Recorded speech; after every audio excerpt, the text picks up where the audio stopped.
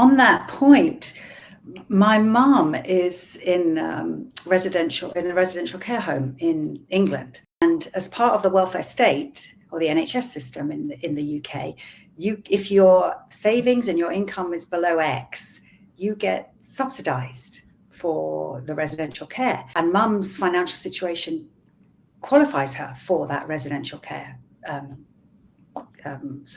financial support, and so I'm the one who's heading up. My siblings are, well, we're doing it as a team, but I'm the one who's directly liaising with the local authority that will release the fund.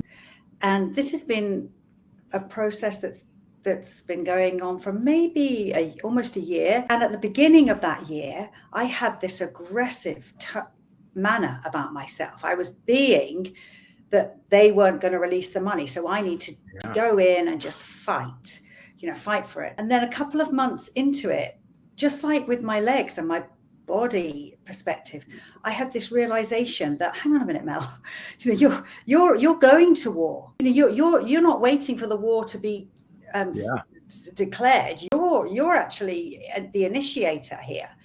And by shifting and just being very objective and looking at what the statute says, and then just addressing all of my emails or my letters from that perspective as a very factual perspective, rather than in a loaded way, everything is shifted. I no longer feel sick about the replies that I get, which I was at the beginning when I was going to war. And I see a direct parallel with that to how I saw my body, and then knowing a little bit about the brain and how the brain is the center, and it determines the center of our body, and it determines which chemicals are released, which then have an impact on the cells, which then have an impact on my body systems. And it's all, that's why I say it's all related. It's all, every belief, every thought we have impacts our health.